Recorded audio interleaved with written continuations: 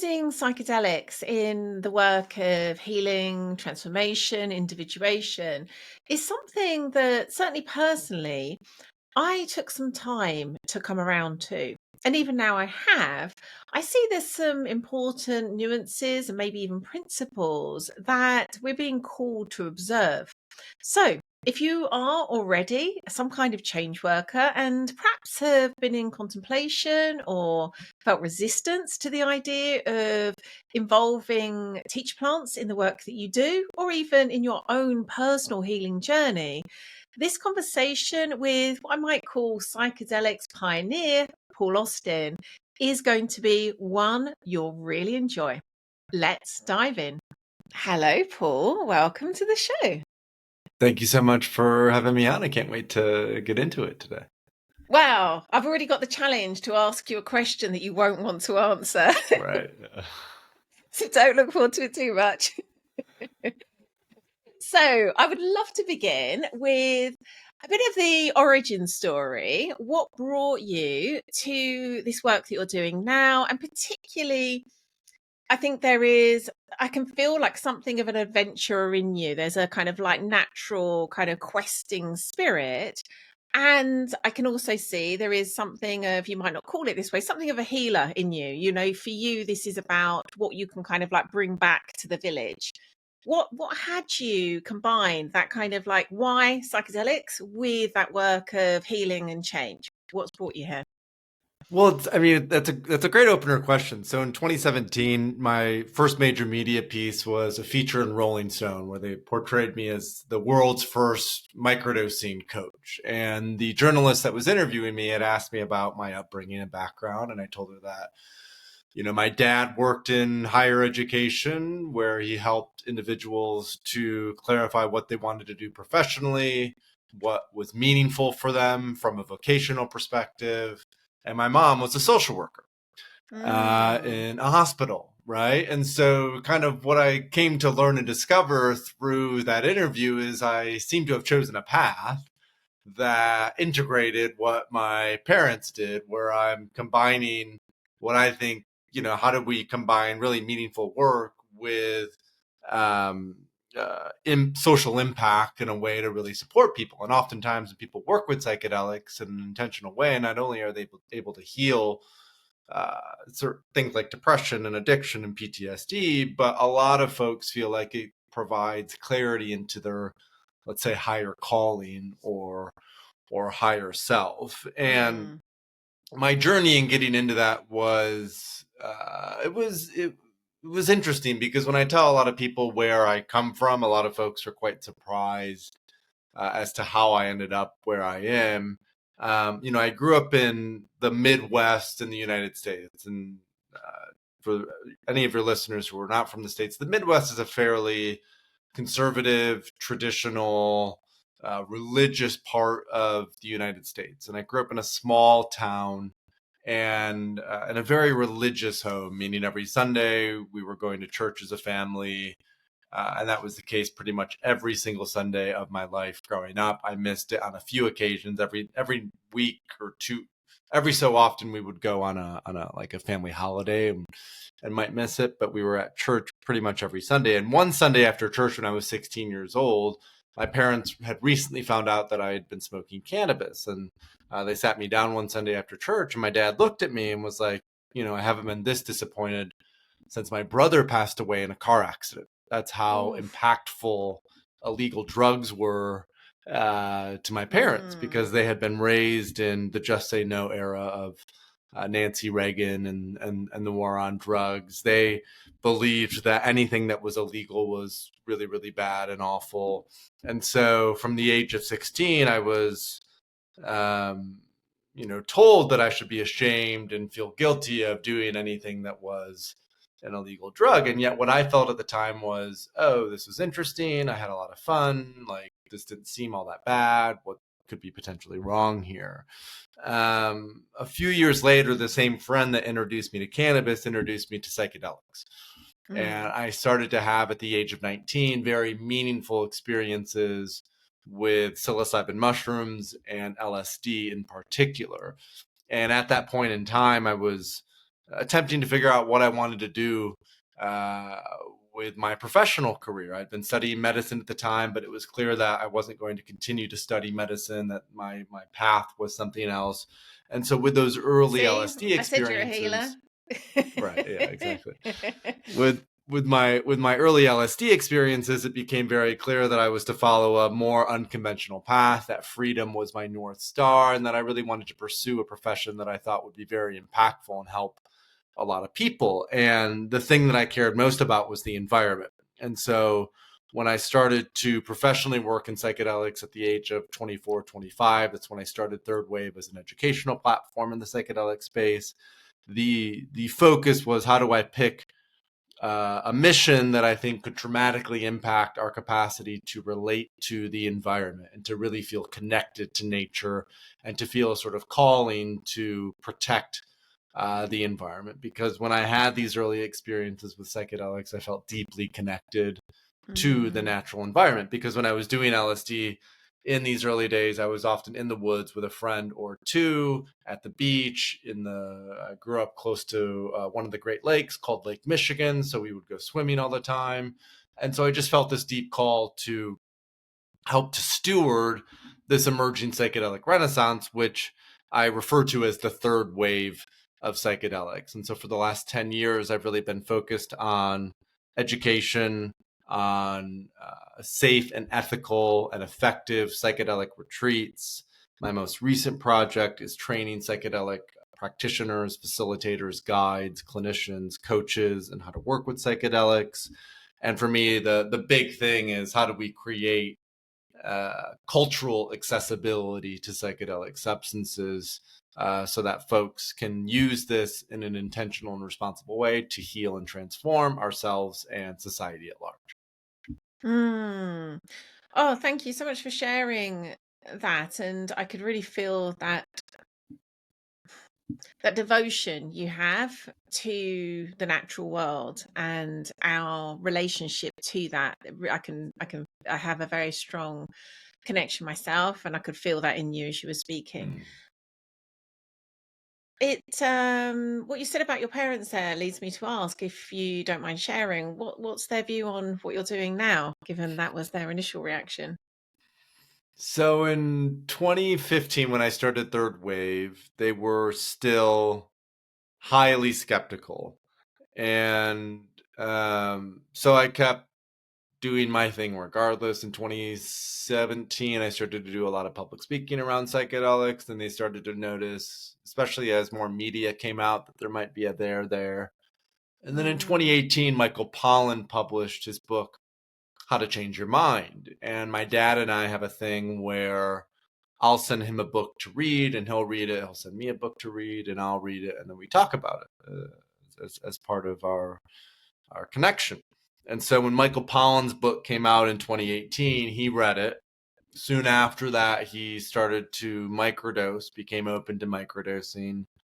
And then Wow. in 2019, I actually guided him through a high dose psilocybin journey, which was impactful and meaningful. It wasn't world shifting and changing for him necessarily, but he found that there was some insight that came up that he didn't necessarily have access to before. And so for the last now 5 years, they've been, I would say, quiet supporters. They're not necessarily psychedelic enthusiasts. I have two sisters as well, one of whom has experimented and tried microdosing herself. So they're definitely open to it, but they're not necessarily seeking to, drink ayahuasca or do a bunch of mushrooms.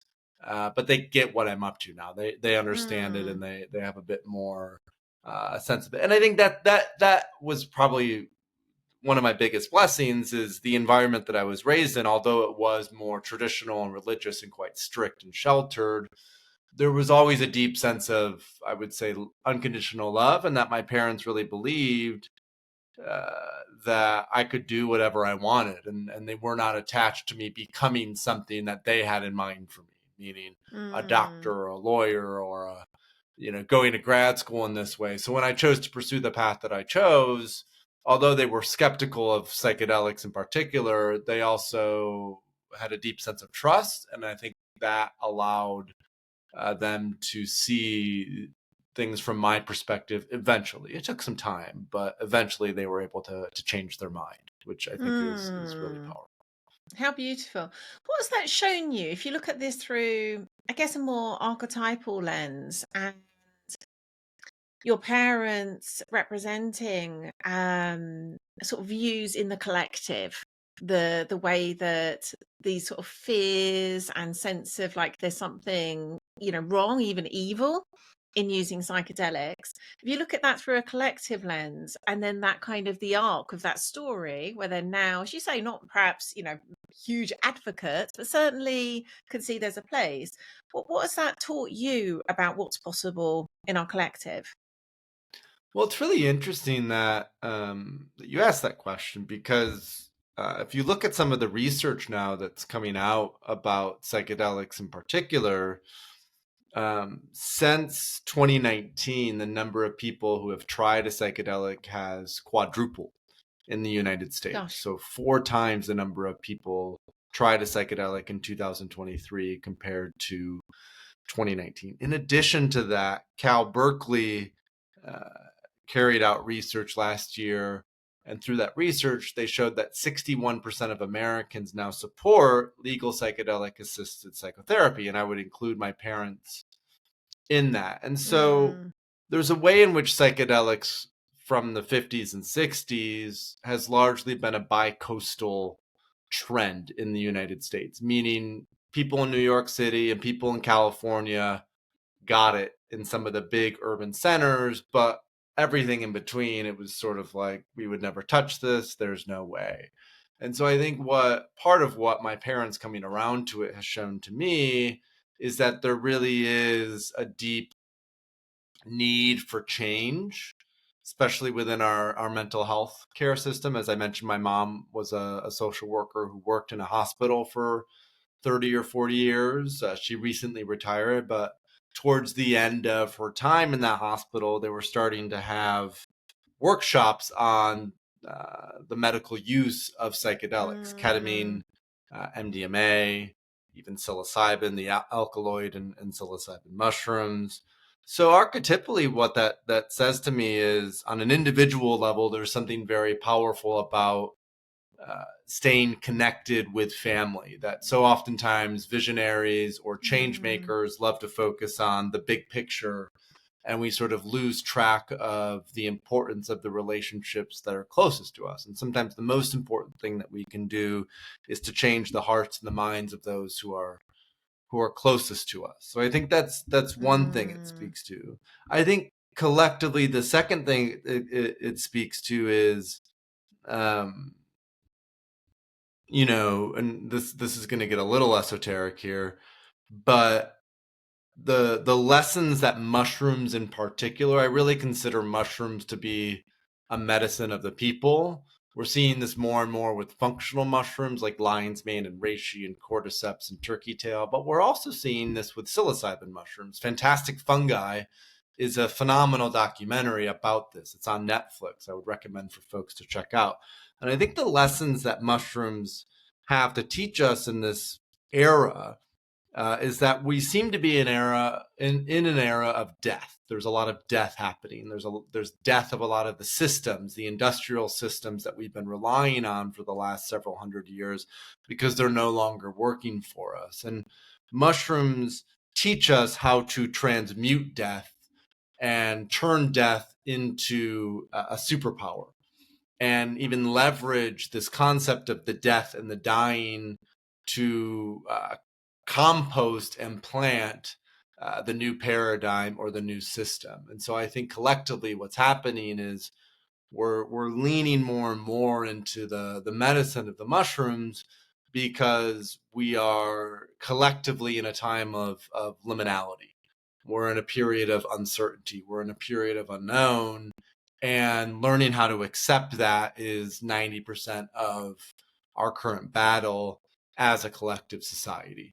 And from my mm, personal experience with psychedelics and specifically with mushrooms, they are great teachers in how to accept that process and not be afraid of it, but instead to have the courage to lean into it and actually transmute that into the necessary power that we need to create what's to come.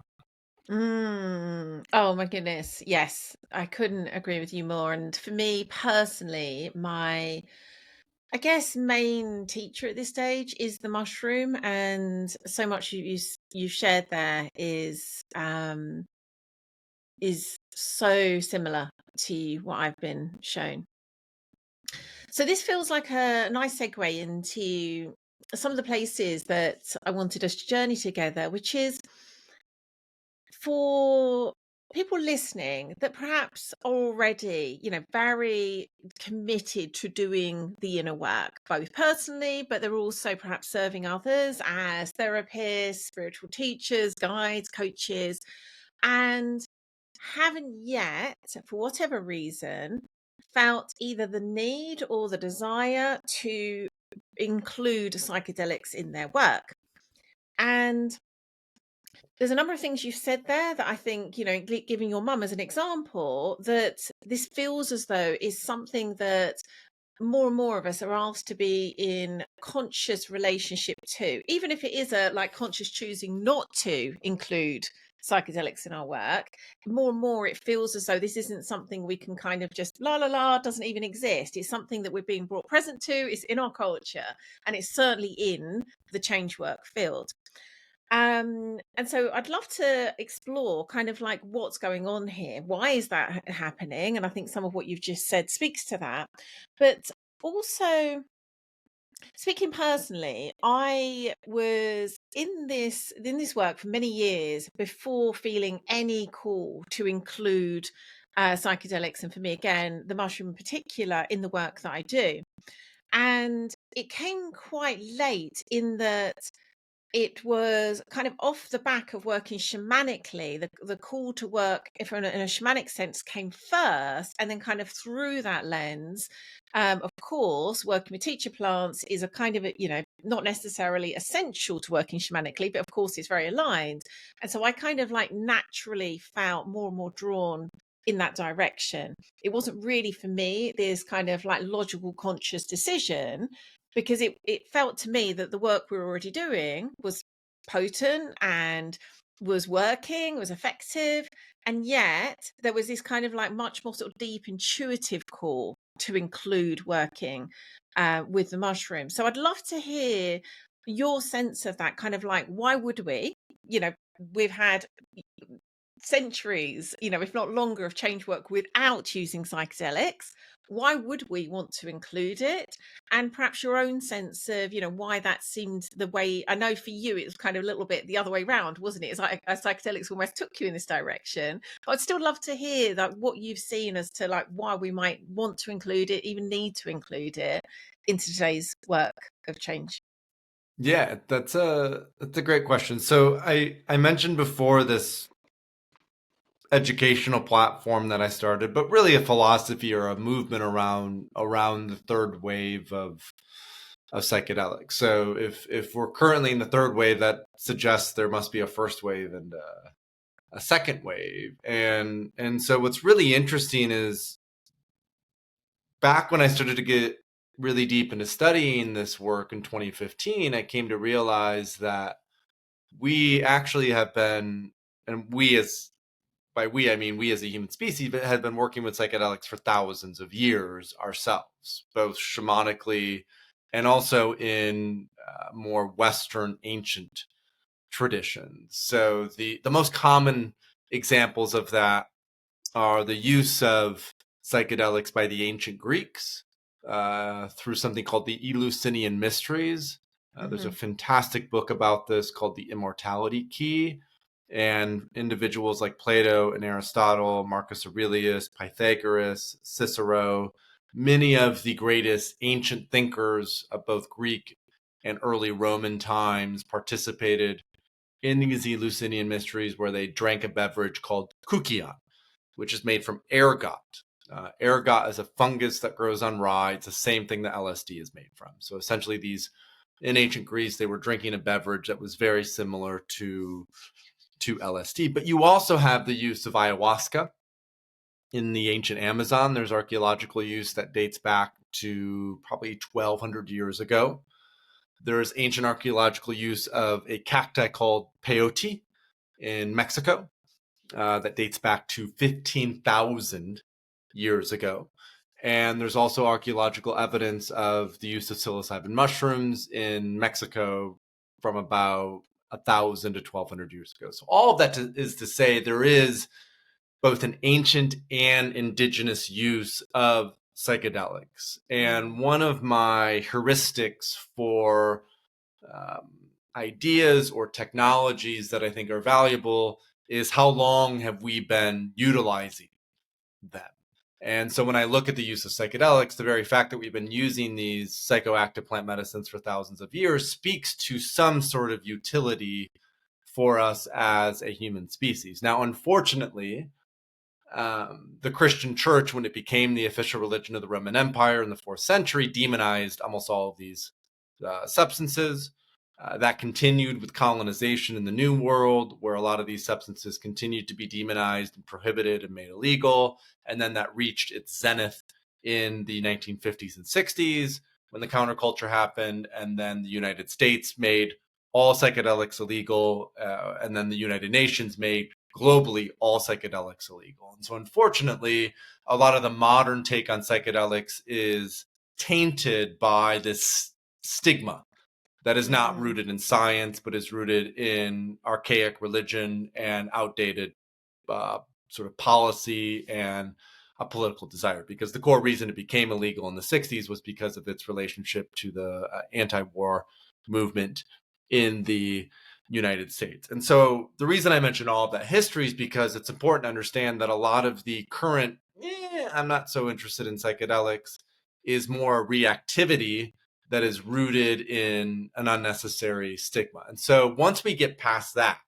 right, and a lot of folks now are starting to get past that, then we have a moment where we go, especially as energetic healers or people who are working with energy or potentially working in this sort of non-dual or shamanic space, then there's a question of, do I choose to work and engage with these substances or not? Do I choose not to? And Terence McKenna, who is a sort of well-known philosopher within the psychedelic space. He passed away many years ago now, but he wrote a book called Food to the Gods, True Hallucinations, The Archaic Revival.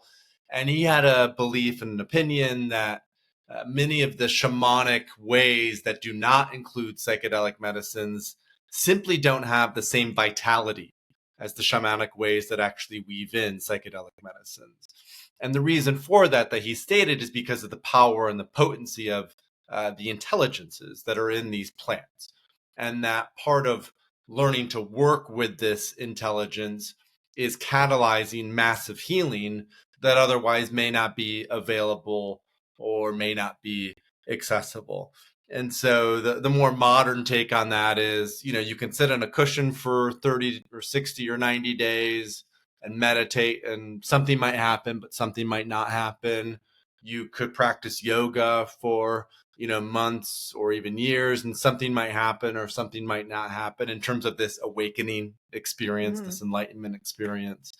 But chances are, if you take 5 grams of psilocybin mushrooms, something's going to happen, right? There's almost a forcing mechanism, which is both beautiful, but also comes with a certain level of risk.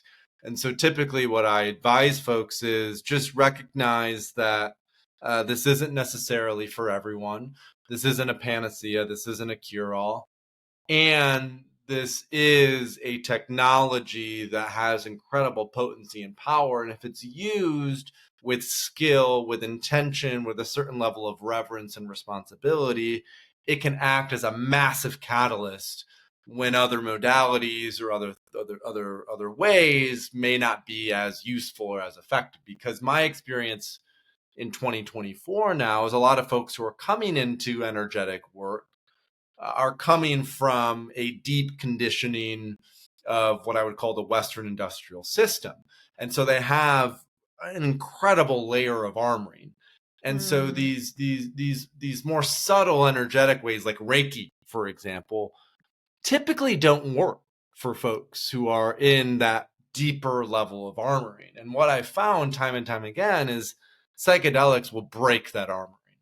Now, that means there needs to be Mm. sensitivity, there needs to be skillfulness, there needs to be a deep sense of safety, but it's something that can break through that deep Western industrial sort of over-linear, over-masculine, over-mental armoring. And that then can allow the spaciousness for some of these more subtle energetic techniques to come in. That really makes a lot of sense. There's so many different Pretty paths rich, that I are like know. opening up. Yes, I'm like, I think we might need to come back and do another episode, because there's like whole areas that I would love to get into that we're not going to have time to. But so picking one of my favorite children, which is so the part that I really agree with what you're saying there about that kind of like, it just, in fact, it's really interesting to me because of the people that typically I work with are already somewhere along this path. Again, they're often people who are working themselves as change workers. They've already done a lot of that work to open.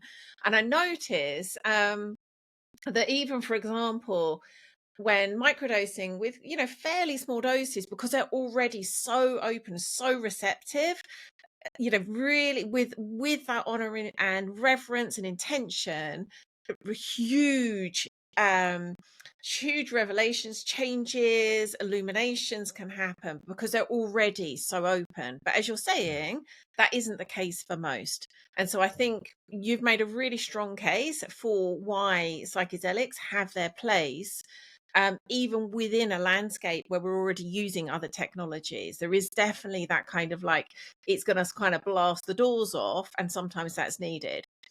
And I kind of, it's a kind of cliche at this stage, even when we're banging on about the I word, integration, what I see over and over again is perhaps a kind of innocent misunderstanding of what's really meant by that, what's really required, because then we're taking these very ancient teachers, ancient technologies, but we're bereft of the context that was there in ancient Correct. times. And, we're doing our best within the context, and yet so much of it is still missing. And talking, for example, you were comparing it to, say, for example, maybe more contemplative, meditative traditions, where it could take years to create similar kinds of impacts. Mm-hmm. The thing with those, they're kind of like, they're being integrated as they go. Whatever is arising is also part of that tradition. That's not the case for most people being blasted open with psychedelics.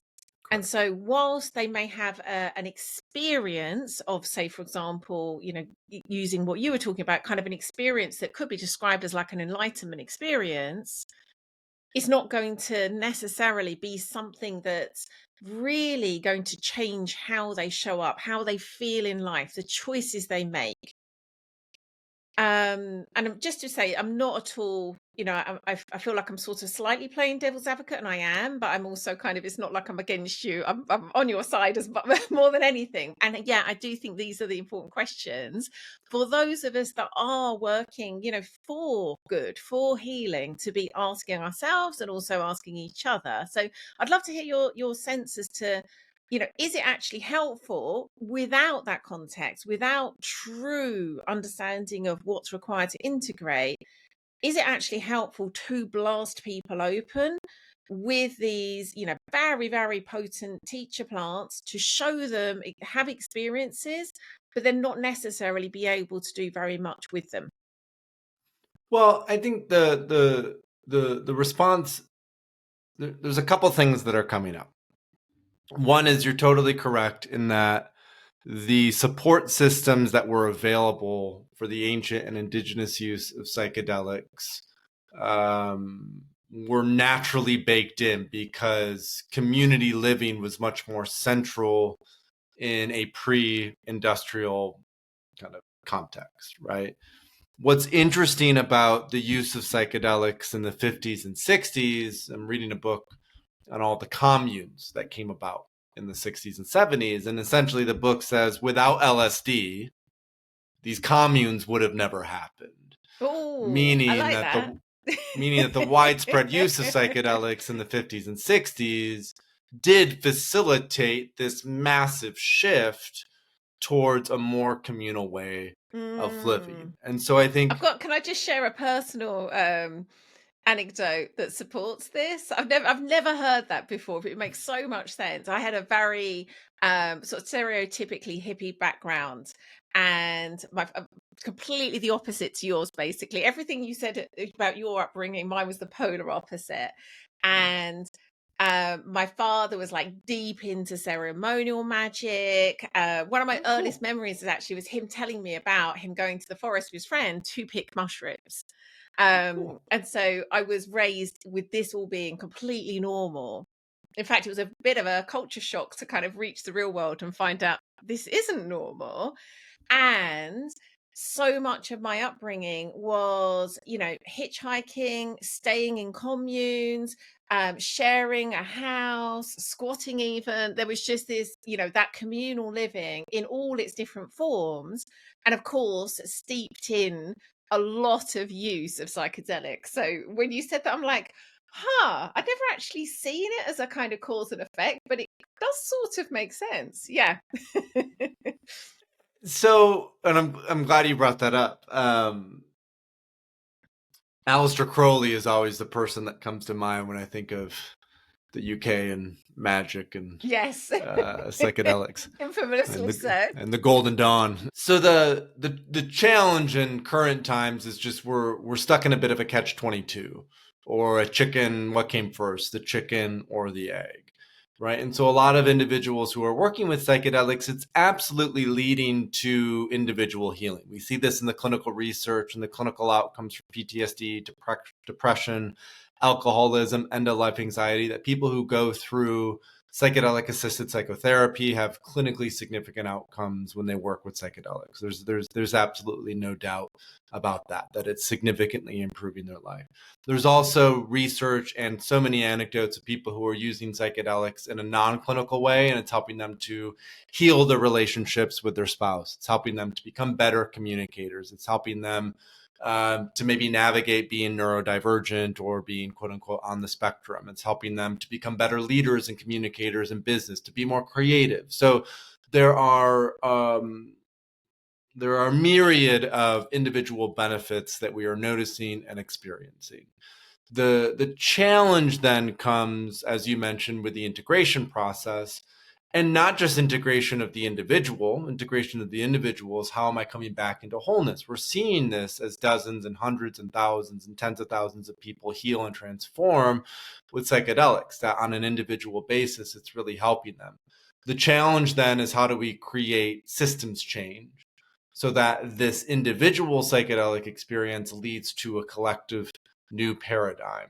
And this happened in the 50s, 60s, and 70s, right? As I just mentioned, communes would not have happened without the widespread use of LSD. The challenge is that it happened too fast, that it was so rapid, that it had no opportunity to really stabilize and create a sense of coherence. And so I think the task now is, how are we not necessarily trying to rush this, but we're allowing this to unfold and emerge at its own pace. And I think for this, we look at the wisdom of the indigenous people and how they've lived with the earth, that they don't look at things in a 7-year time horizon, like we've been so conditioned to do in the West. They really look at things from a 7-generation time horizon. And so I think there is a sense of patience with this, that the true change always starts at the individual level, that it can't happen anywhere else.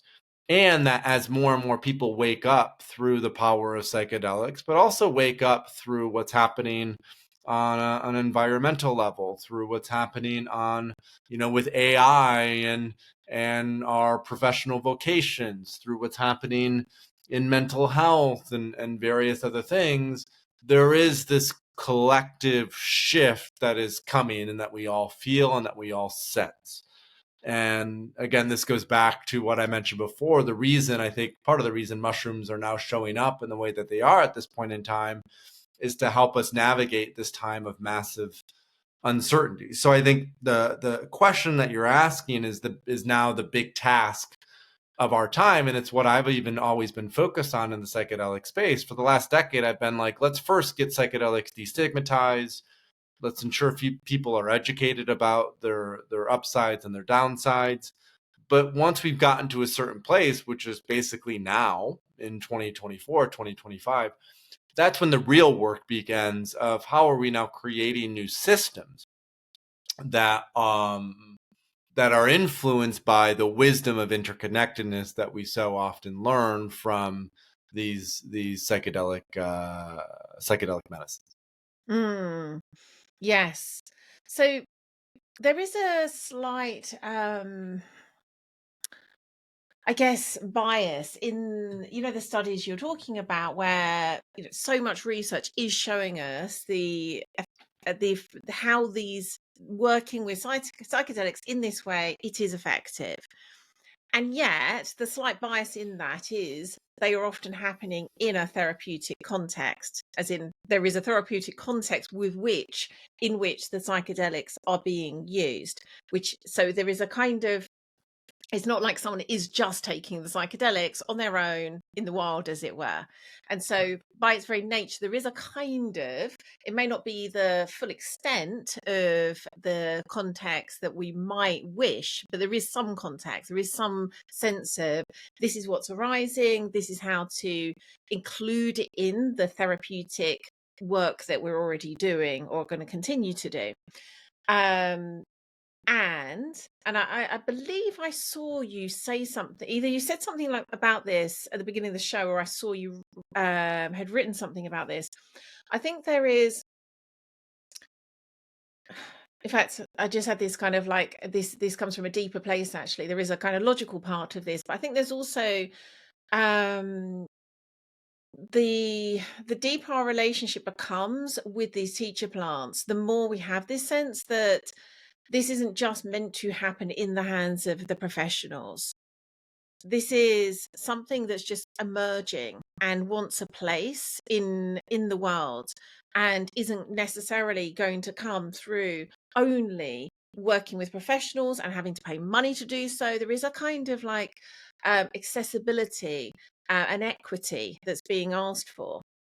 And so I think this goes to what you're talking about. It's like, how does that happen, that we both allow this to be something that is supported to emerge naturally, and so it goes to the places it needs to, and also includes what we're talking about here. It doesn't necessarily have to be kind of it's therapy, but does include some of the context that actually allows these things to be healing, to create change, which I think does go to what you're talking about here, about that requires systems. It requires us to be thinking in that way, and it requires us to be thinking beyond the individual, because if we're making all this about, oh, how can I'm not saying you're saying this, just to be clear, but it's kind of like, okay, as a psychedelic coach, I can give people that context and that kind of work, and I'm also going to charge this money for it. It then, of course, does limit how many people can access that, or who can access it. So I'd love to hear your thoughts in terms of like, what are you seeing can be created? What are we being called to do to create that kind of like emergence, or to support that emergence? Yeah, it's a really good question. So I think of the phrase mycelial network, right? A mycelial network is the underground network that connects mushrooms, but it also connects an entire ecosystem, from the trees to the ferns to the other parts of a forest, right? There's a mycelial network underground that helps essentially with resource allocation across an entire ecosystem. And so oftentimes, as people work with psychedelics, they feel like they are plugged into this sort of mycelial network where they're much more about collaboration, they're much more about sharing resources, they're much less incentivized by status, ego, achievement, and much more incentivized by impact, by what I call existential wealth, and by feeling nourished in the system and the community that they're in. And so the most common outcome of that we've seen so far is a lot of individuals are starting what are called psychedelic churches. Partly that's because of the religious protection in the United States, that there is a lot of religious protection.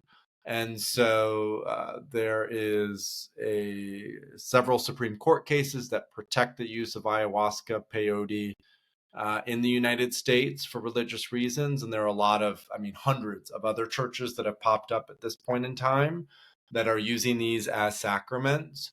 And so for me, having grown up in the church, knowing the church kind of system really well, I think what's emerging is a way to work with psychedelics that is communal, that is accessible, that is with mostly psilocybin mushrooms. That's why I call mushrooms the medicine of the people.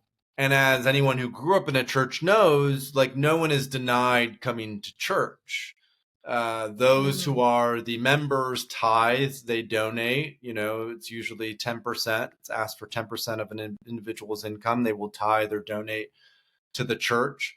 The church provides, let's say, the priest or the minister or the steward a place to live and to take care of themselves, but it is a fully nonprofit model.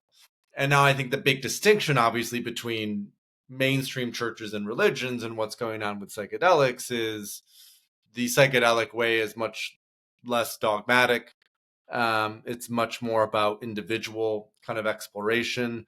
There's more, I would say, traditions and rituals that are starting to emerge, but that's also part of the challenge, I would say, at this point in time, is it can get pretty messy overall. But I think really anchoring into that church model, anchoring into that model of accessibility is naturally the way of the future. And for me, the best modern example of this is the Vipassana model. And so Vipassana is a technique of meditation that was utilized by the Buddha to become enlightened.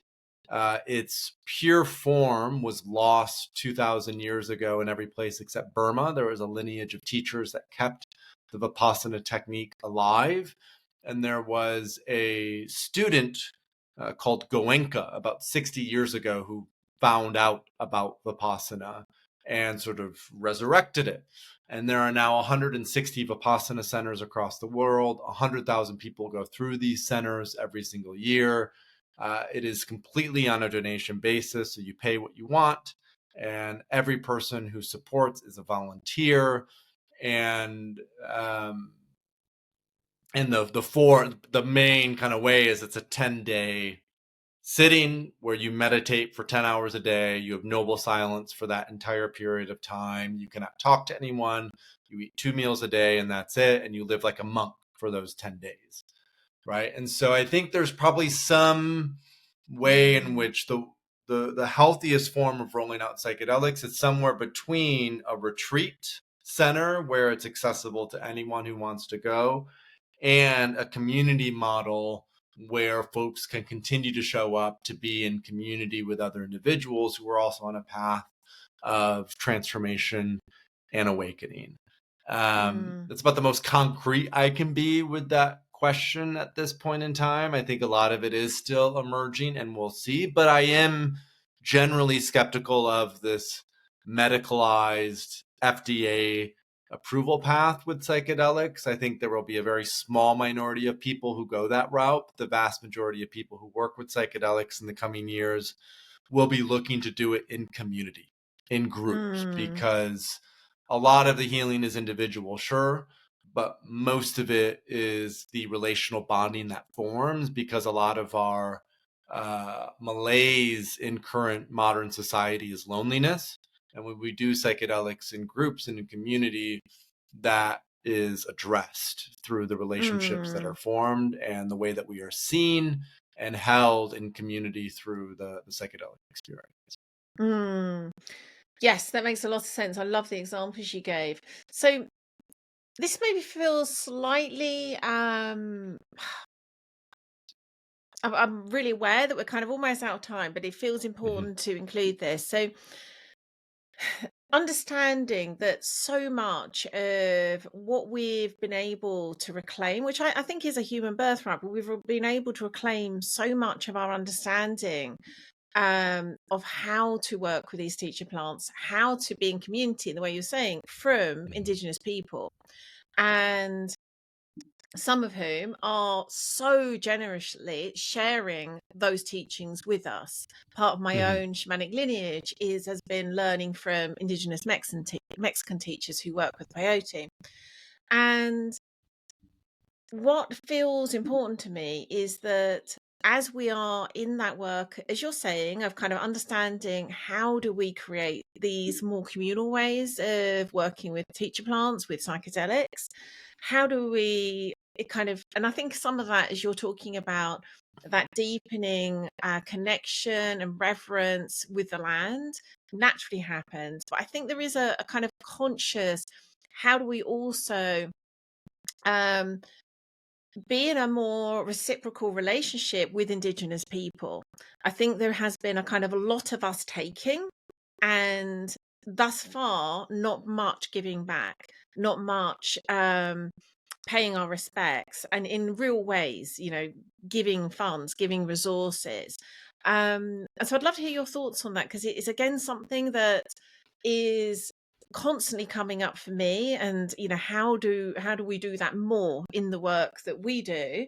And it's not at all that I think we've got that done at all. It's something I'm in this kind of constant inquiry of, but I'd love to hear your thoughts on that.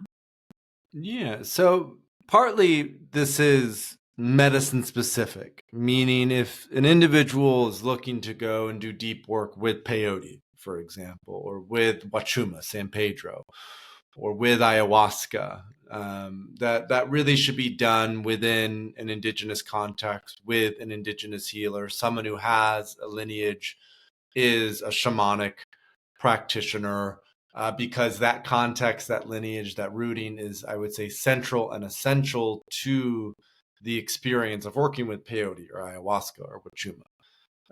You could also say this is the case for iboga, and in some cases psilocybin mushrooms, but I would argue not necessarily.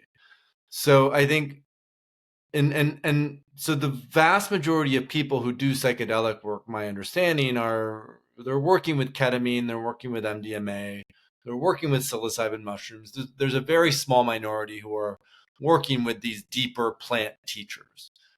And if that's someone's path, there absolutely needs to be a sense of reciprocity. That could be financial, that could be time and energetic. Those are the two most common. A lot of individuals may start a nonprofit or even start a retreat center to support people who are working with this indigenously. I think the challenge a little bit, especially with something like mushrooms, is mushrooms, as I mentioned, are the medicine of the people. They've been used across eons in every culture and civilization. They're not necessarily specific to one indigenous group. They're very easy to grow. For example, on Third Wave, we even sell a mushroom grow kit so folks can just grow their own mushrooms. And so regardless of that, reciprocity is still important. But for a lot of folks, that might just be community service. That could just be, instead of getting so focused on how do I go down to the Amazon, or how do I go down to Jalisco, or how do I go to Gabon with Iboga and, provide reciprocity there, I would strongly encourage the vast majority of people just to, how do you help support your local community through community service, and help that become a better place, and start there before worrying about peoples that are thousands of miles away. Now, again, I would say if someone is working with ayahuasca, if someone is working with iboga, if they're working with peyote, that the reciprocity aspect is critical. But the vast majority of people who are intending or have worked with psychedelics do not work with those plant medicines. So I think it's a tricky conversation to navigate. And it is essential to support the indigenous lineage of these medicines, because that honoring the past of that is going to be the thing that helps us to navigate the future of where we're going. Because a lot of where we're going, I think, is towards an archaic revival, right? A sort of revivification of these primordial kind of paths of wisdom, psychedelics being one of them. And it's really important that we continue to steward the ancient wisdom of indigenous teachers and indigenous plant allies if we're going to find our way forward as a human civilization. Mm. Yes. Oh my goodness. There's again so many other places I would like to take this conversation, but for the moment at least, I think we need to draw to a close. So where can people find out more about you and your work? So the platform is thethirdwave.co. I know there are a lot of practitioners, healers who listen to this podcast as well. We have a practitioner training program as well, and you can find details about that on the Third Wave. We start cohorts every few months and have a intensive in Costa Rica as part of that training program. And then I'm on social media, Instagram and Twitter, Paul Austin 3W. So if anyone is listening to this, has any questions, if you just want to reach out, if you just want to follow, to stay up to date in terms of what's happening and what's going on in this third wave of psychedelics, all of that is welcome. And I just appreciate you having me on the show. The conversation was excellent and the questions were fantastic. So I really loved how this ended up going, and I'm deeply grateful for the platform and for your presence throughout the entire episode, Lian. Thank you. Oh, my pleasure entirely. This has been a surprisingly, I don't know why surprisingly, please don't, that's no disrespect to you, but it's been much richer than I was expecting. Okay. So yeah, very pleasantly surprised. Thank you so much, Paul. Thank you. I very much hope you enjoyed watching that. And if you did and you're not already subscribed, then do hit that bell thingy and subscribe to automatically get each fresh new episode as it's released each week.